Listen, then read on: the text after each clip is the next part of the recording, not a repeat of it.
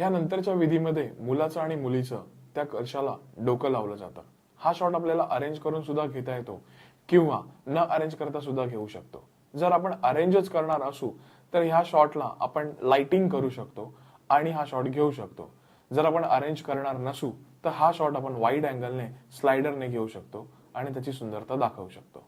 लग्न सराईमधील अंतिम विधी म्हणजे ध्रुवतारा दर्शन आणि हा विधी चालू असताना आपण तो कॅन्डिड प्रमाणेच घ्यावा, त्याला अरेंज करून घेऊ नये, कारण त्याच्यामधले इमोशन्स आपल्याला मिळणार नाहीत आणि जर ते मिळवायचे असतील तर त्याला आपण कॅन्डिड स्वरूपातच कॅप्चर करायला हवं.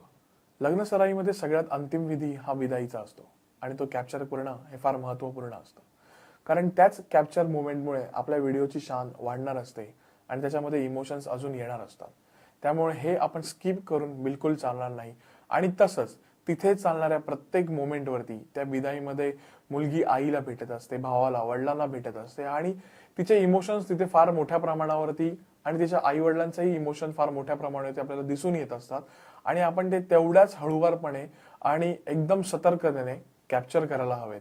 तर अशा प्रकारे सगळ्या विधी आपण कॅप्चर केल्याच्या नंतर एक परिपक्व आणि एक सुंदर व्हिडिओ आपण आपल्या क्लायंटसाठी मेमोरेबल बनवतो आणि त्याचं ॲप्रिशिएशन त्यांच्याकडून आपण मिळवू शकतो.